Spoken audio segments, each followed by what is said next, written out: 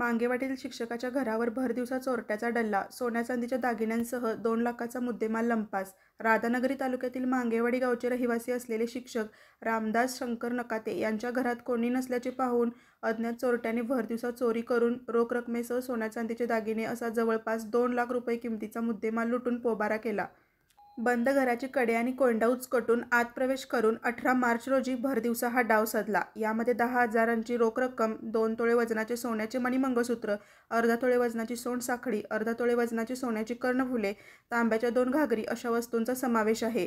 घराचा कडी कोंडा उचकटून आत प्रवेश केलेल्या चोरट्याने तिजोरीचे लॉक तोडून त्यातील दागिने, रोख रक्कम आणि घरातील वस्तू लंपास केल्या. रामदास नकाते यांनी दिलेल्या फिर्यादीवरून राधानगरी पोलीस ठाण्यात अज्ञात चोरट्यांविरोधात गुन्हा दाखल करण्यात आला आहे. पोलीस निरीक्षक संतोष गोरे पुढील तपास करीत आहेत. अशाच नवीन अपडेट्स आणि आपल्या भागातील बातम्यांसाठी या चॅनलला लाईक करा, शेअर करा आणि सबस्क्राईब करा.